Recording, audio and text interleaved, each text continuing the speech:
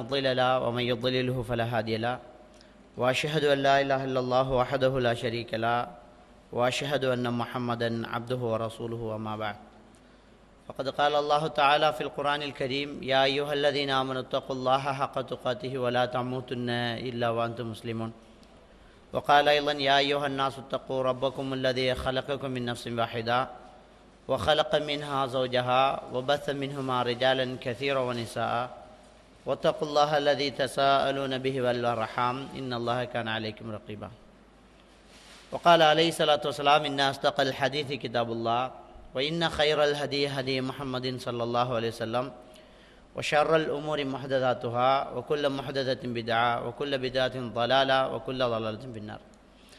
சர்வ புகழும் புகழ்ச்சியும் எல்லாம் வல்ல அல்லாஹ்வுக்கு சுப்ஹானஹு வ தஆலாவுக்கே சலாமும் சலவாத்தும் ஸல்லல்லாஹு அலைஹி வஸல்லம் அவர்கள் மீதும் சஹாபாக்கள் தாபீன்கள் தாபீன்கள் நல்லோர்கள் எல்லோர் மீதும் உண்டாகட்டுமாக. அன்புக்குரிய இஸ்லாமிய சகோதரர்களே, இன்றைக்கு இந்த நிகழ்ச்சியின் மூலமாக நாம் கையடக்க தொலைபேசி பற்றி ஒரு சில விஷயங்களை நாங்கள் பார்த்து கொள்வோம். ஏனென்றால் இன்றைக்கு ஒரு மனிதனுடைய உறுப்புகளை போன்று ஒன்றாக அவனோடு ஒட்டி கொள்ளக்கூடியதாக இந்த கையடக்க தொலைபேசி அவனோடு கழிப்பறை வரைக்கும் போகக்கூடியதாக இருப்பதை நாங்கள் காணக்கூடியதாக இருக்கின்றது.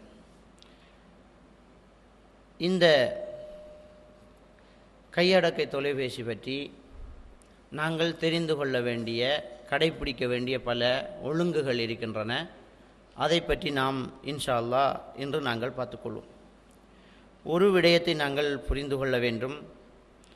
இது அல்லாஹ்வுடைய ஒரு அருள், நமக்கு இறைவன் தந்திருக்கக்கூடிய ஒரு அருளுக்குள்ளே இதுவும் அடங்கி விடுகின்றது. இதிலே பல பிரயோசனங்களை நாங்கள் அடைந்து கொள்கின்றோம். மனிதர்களுக்காகவே இறைவன் உலகத்தில் உள்ள அத்தனையும் படைத்ததாக சூரத்துல் பக்கராவிலே அல்லாஹ்வுக்கு சுப்ஹானஹு வ தஆலா சொல்லி காட்டுகின்றான். வஹலக லக்கும் மா ஃபில் அர்தி ஜமீஆ, இந்த உலகத்தில் உள்ள அத்தனையும் உங்களுக்காகத்தான் படைத்திருக்கின்றேன் என்று அல்லாஹ் சொல்கிறான். அப்போ இந்த அல்லாஹ்வுடைய அருட்கொடைகள்ங்கிறது ரசூலுல்லாஹி ஸல்லல்லாஹு அலைஹி வஸல்லம் காலத்தோடு மட்டும் முற்று பெற்று விடக்கூடியதல்ல. அல்லாஹ்வுக்கு சுப்ஹானஹு வ தஆலா சூரத்துன் நஹ்ல் 18வது வசனத்தில் சொல்கிற நேரம் وَإِن تَعُدُّوا نِعْمَةَ اللَّهِ لَا تُحْصُوهَا إِنَّ اللَّهَ لَغَفُورٌ رَحِيمٌ. அல்லாஹ்வுடைய அருட்கொடைகளை நீங்கள் கணக்கெடுப்பீங்களாக இருந்தால் அது மட்டில் அடங்காது. நிச்சயமாக அல்லாஹ்வுக்கு சுப்ஹானஹு வ தஆலா மன்னித்து கிருபை செய்யக்கூடியவனாக இருக்கிறான் என்று அல்லாஹ்வுக்கு சுப்ஹானஹு வ தஆலா சொல்லி காட்டுறான். அப்போ இது ஒரு அல்லாஹ்வுடைய ஒரு அருளாக இருக்குது. ஏன் என்று சொன்னால் இதில் நாங்கள் நிறைய பிரயோசனங்கள் அடைஞ்சு கொள்கிறோம்.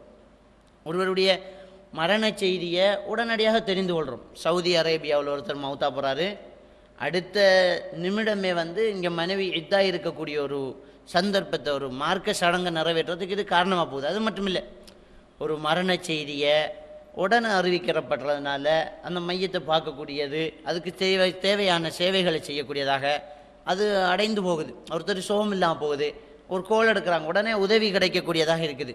அது மாதிரியாக நல்லது கெட்டது சந்தோஷமான விஷயங்கள், திருமணங்கள், இது போன்ற எல்லா விஷயங்களுக்குமே நமக்கு இது ஒரு பிரயோசனமான ஒன்றாக இருக்குது. ஒரு நண்பரை சந்திக்கிறதுக்கு, ஒரு பயணம் போகிறதுக்கு. இன்றைக்கி என்ன நடக்குன்னு அந்த தொலைபேசிலேயே என்ன செய்யணும், வெளியூருக்கு போகிறதா இருந்தால் ஒரு சீட் புக் பண்ணுறோம், ஃப்ளைட்லேயே சீட் புக் பண்ணுறாங்க, டிக்கெட் புக் பண்ணுறாங்க.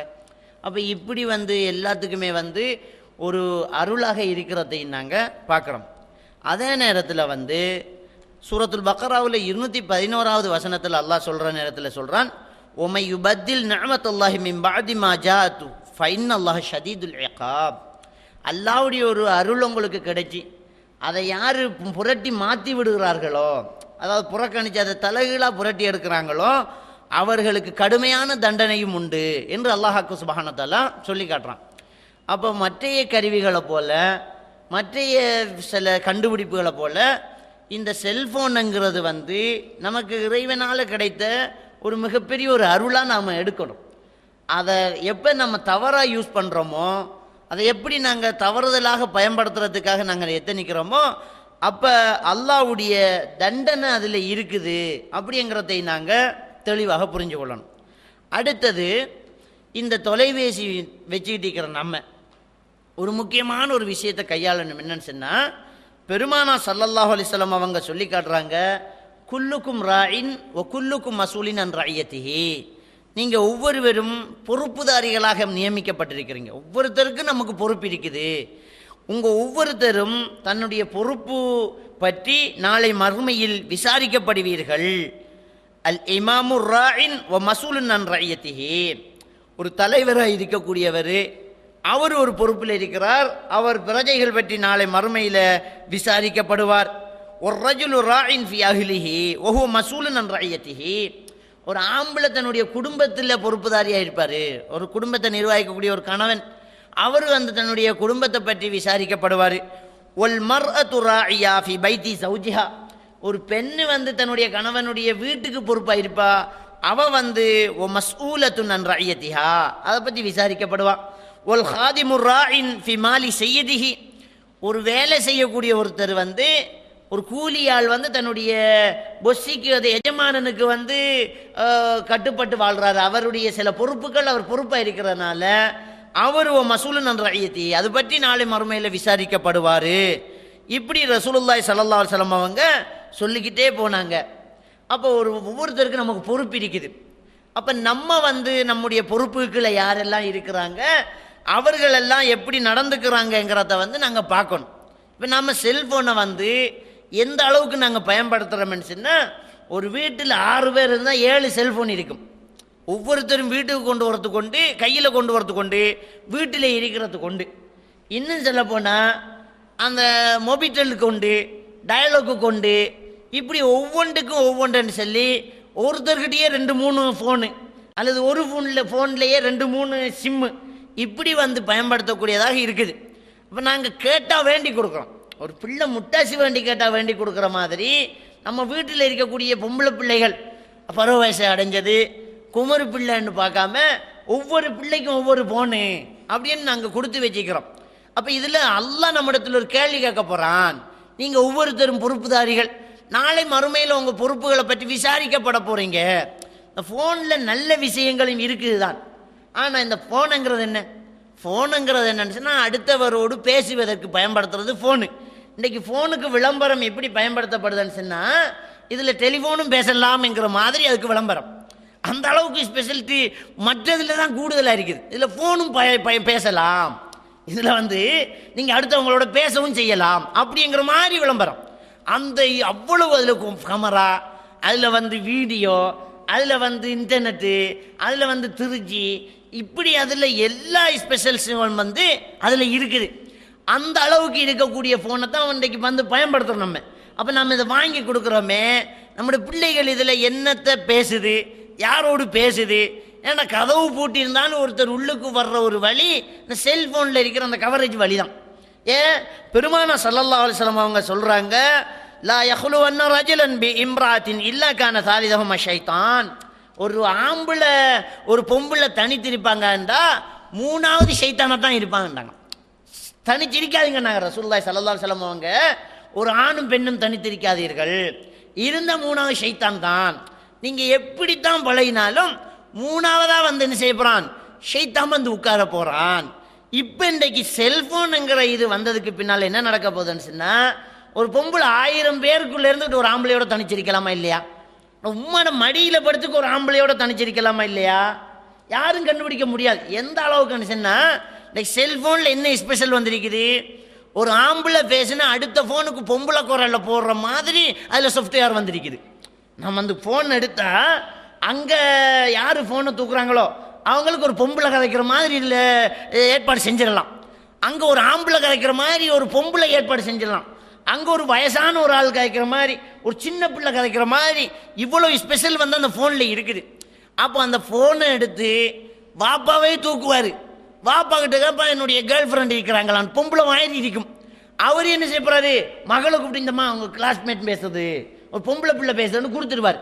அப்போ அவள் வாப்பாட மடியில் இருந்துக்கிட்டே, வாப்பாவோடு காரில் போய்கிட்டே, வாப்பாட மோட்டர் பைக்கில் பின்னால் இருந்துக்கிட்டே, நானா தம்பிமாரோட இருந்துக்கிட்டே, ஒரு ஆம்பளையோட தனிச்சு இருக்கக்கூடிய அளவுக்கு வழி வசதிகளை ஏற்படுத்தி செஞ்சு கொடுத்துருக்கிறோம். நம்மளே கண்டுபிடிக்கணும். ஃபோனை வேண்டி கொடுத்த நமக்கே தெரியாது, பேசுகிறது ஆம்பளையா பொம்பளையா தெரியாது, அவங்களுக்கு தான் தெரியும்.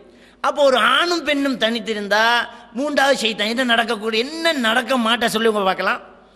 வீட்டுக்குள்ளேயே அடைபட்டு பயங்கரமான பாதுகாப்போடு இருக்கிற ஒரு பொம்பளை ஓடி போகிறான்னு கேள்விப்படுறோம். எப்படி ஓடி போனா? யார் வந்து பேசணும்? ஒருத்தரும் வரல, வெறும் காற்று தான் நுழைஞ்சது வீட்டில். அந்த காற்றோட காற்றா எல்லாமே கலந்து வந்திருக்குது. அப்படியான ஒரு வசதி இந்த ஃபோனில் இருக்குது. அப்போ என்ன செய்வான் அல்லாஹ்? நாளை மறுமையில உங்களை சந்திக்க எழுப்பி விசாரிப்பான். ஏன்னா அல்லாஹ்வுடைய தூதர் ஸல்லல்லாஹு அலைஹி வஸல்லம் அவங்க சொல்கிறாங்க, நீங்கள் ஒவ்வொருவரும் மெய்ப்பாளர்கள், உங்களை பற்றி நாளை மறுமையில் அதை பற்றி விசாரிக்கப்படுவீர்கள் என்று ரசூலுல்லாஹி ஸல்லல்லாஹு அலைஹி வஸல்லம் அவங்க சொல்லி காட்டுறதுனால நாங்கள் பார்க்கணும். நம்ம என்ன செய்யணும்? ஒரு பெருமையாக அதை நினச்சி எங்களை எல்லாத்தையும் நாங்கள்லாம் வந்து அப்படித்தான், நாங்கள் எல்லாருக்கும் ஆளுக்கு ஒரு ஃபோன் இருக்குது அப்படின்னு சொல்லி ஆளுக்கு ஒரு ஃபோனை கொடுத்து வந்து நாங்கள் வச்சுக்கிறோம். அது இந்த கலாச்சாரம் வந்து என்ன செய்யுதுன்னு சொன்னால், நம்முடைய கட்டுப்பாட்டை மீறி நம்முடைய குடும்பத்தை கட்டவிழ்த்து விடுறோம். நம்ம ஒருத்தனுக்கு தன்னுடைய மனைவியை கண்ட்ரோல் பண்ண இயலாத ஒரு நிலைக்கு போயிட்டு இருக்குது. இப்போ மக்களுடைய நிலைமை வந்து எப்படி இருக்குதுன்னு சொன்னால், விபச்சாரம்ங்கிறத வந்து ரொம்ப நாகரிகமாக செஞ்சுட்டு போகிறது. எந்த அளவுக்கு இன்னைக்கு வந்து நடந்துக்கிட்டு இருக்கேன்னு சொன்னால், வெக்கத்தை விட்டு வேதனையோடு செல்ல வேண்டிய ஒரு விஷயம் என்னன்னு சொன்னால், ஒரு வீட்டில் ஒரு ஆம்பளை வெளியூர் போய்த்தாருன்னு சொன்னால், ஒரு வீட்டில் ஒரு ஆம்பளை வெளிநாட்டில் இருக்காருன்னு சொன்னால், அந்த வீட்டு நம்பரை எப்படியாவது தெரிஞ்சு எடுத்துக்கிட்டு அடிக்கடி கோல் பண்ணி அங்கே போகிறதுக்காக முயற்சி செய்யக்கூடிய பல ஆண்களுடைய வேலை திட்டங்களை நாங்கள் கேள்விப்படுறோம். வெளிநாட்டுக்கு போனால் பரவாயில்லைங்க, கடை வச்சுட்டு வெளியூரில் கடை வச்சுட்டு இருக்கான் ஒருத்தன். மாதத்துக்கு ஒரு தடவை வந்து போவான், கிழமைக்கு ஒரு தடவை தான் வந்துவான். இதை பயன்படுத்திக்குவாங்க. இதை பயன்படுத்திக்கிட்டு அந்த வீட்டு பெண்ணோடு எப்படியாவது தொடர்பு கொள்ளலாம், அப்போ ஃபோன் எடுத்துடலாம் அப்படின்னு சொல்லி முயற்சி நடக்குது, இல்லைங்கிறதுக்கு இல்லை. அப்போ இந்த அளவுக்கு இந்த ஃபோனை வச்சுக்கிட்டு இன்றைக்கு வந்து எல்லா வீட்டுக்குள்ளேயும் நுழையலாம். எந்த அளவுக்கு தெரியுமா? ஒருத்தரை சந்திக்கிறதா இருந்தால், ஒருத்தரோட பேசுகிறதா இருந்தால் அவரோட எப்போ பேசலாம்? அவர் ஃப்ரீயாக இருக்கிற நேரம் தான் போய் பேசலாம். ஒருத்தர் சாப்பிட்டு இருக்கிற நேரம் நம்ம போய் கதவை தட்டி அப்படியே அவரை கொஞ்சம் சந்திக்கணும் அப்படின்னா, உட்காருங்க சாப்பிட்றாரு வந்துடுவார், உட்காருங்க குளிச்சுக்கிட்டு இருக்கிறாரு வந்துடுவார். அப்படியே நான் மீட்டிங்கில் இருக்கிறேன், நான் ஒரு பயணத்தில் இருக்கிறேன், சந்திக்க முடியாது அப்படின்னு சொல்லித்தான் இன்றைக்கு நேரடி சந்திப்புகள் இருந்துச்சு. இந்த ஃபோன் வந்ததுக்கு பின்னால் கழிப்பறையிலேருந்து ஹலோங்கிறானா இல்லையா, பாத்ரூமில் இருந்துக்கிட்டு ஃபோன் எடுத்துக்கிட்டு தான் அங்கேயும் போகிறது. இன்னும் சில வீடுகள் அந்த லேண்ட் ஃபோனில் ஒரு ரிசீவரை தூக்கி பாத்ரூமில் கொழி வச்சுருப்பாங்க, அங்கே இருந்துக்கிட்டு பேசு. அப்போ சாப்பிட்டு இருக்கிற நேரம் ஒருத்தனை சந்திக்க முடியுது, மனைவியோடு இருக்கிற நேரம் ஒருத்தனை சந்திக்க முடியுது, மோட்டர் பைக்கில் ஓடி போகிற நேரத்தில் ஒருத்தனை சந்திக்க முடியுது, வயலில் வேலை செஞ்சுட்டு இருப்பான் அவனை சந்திக்க முடியுது. எந்த ஒரு நேர வித்தியாசம் இல்லாமல் ஒரு மனிதனை சந்திக்க முடியுது. தூக்கத்தில் எங்கன்னா எழுப்பி பேசுகிறாங்களே, தூங்கிக்கிட்டு இருக்கிறவனை எழுப்பி அவன்கிட்ட பேசுகிற அளவுக்கு இந்த செல்ஃபோனுங்கிறது தடைகளை தாண்டி நம்மக்கிட்ட வந்து சேருது. அப்போ இந்த ஃபோன் வசதி என்ன செய்யுதுன்னு சொன்னால், மாப்பிள்ளை மதுளை கட்டி கேட்டெல்லாம் உயரமாக போட்டு ஆம்பளை வாசம் வீசாமலே வீட்டை பெண்களெல்லாம் இருக்கிறான்னு பாதுகாப்பாக வச்சுக்கிட்டு அவன் தொழிலுக்கு போயிருப்பான். ஆனால் வீட்டுக்குள்ளே 4 பேர் வந்து போயிட்டு இருக்கிறாங்க. எப்படி? ஃபோனுக்குள்ளால. அது தொடர்ந்துட்டேன்னு சொன்னால் ஆபத்து நடக்குதா இல்லையா? எப்படிங்க? எப்போ ஓடி போகிறா, எப்படி ஓடி போகிறா, இன்னாரோட தொடர்புன்ற கதையெல்லாம் எப்படி வருது? எல்லாத்துக்கும் காரணமே இந்த ஃபோன் தான். அப்போ யாருக்கிட்ட ஃபோனை வேண்டி கொடுத்தீங்க? நம்ம வந்து ரிசீவரை வேண்டி கொடுத்ததுனால தானே நம்ம வீட்டுக்கு கோல் வருகுது. அதில் பெண்கள் விடக்கூடிய ஒரு தவறு என்ன தெரியுமா? அவங்க வரக்கூடிய நம்பர் வந்து சும்மா எடுப்பான், ரோங் நம்பர் மாதிரி எடுப்பான். எடுத்தால் ரோங் நம்பர் கட் பண்ண வேண்டியதானே? எடுத்தறிஞ்ச மாதிரி முகத்தில் ஒரு வார்த்தை பேச வேண்டியதானே? இல்லை, சும்மா அதுக்கு பதில் சொல்லி பார்க்கறது. இவங்க அவன் பிடிச்சிக்குவான்.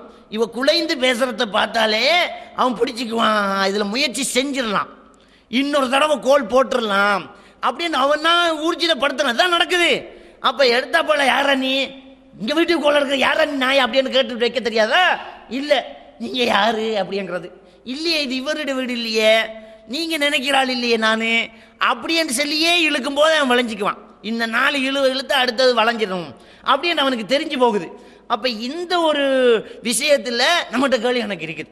இந்த ஃபோனை பாவிக்கிறதுக்காக நாம் தானே வேண்டி கொடுத்தோம், அதில் நமக்கு கேள்வி எனக்கு இருக்குது அப்படிங்கிறத நாங்கள் புரிஞ்சு கொள்ளணும். அடுத்தது என்ன? இந்த ஃபோனை எடுத்த உடனே ரசூலுல்லாஹி ஸல்லல்லாஹு அலைஹி வஸல்லம்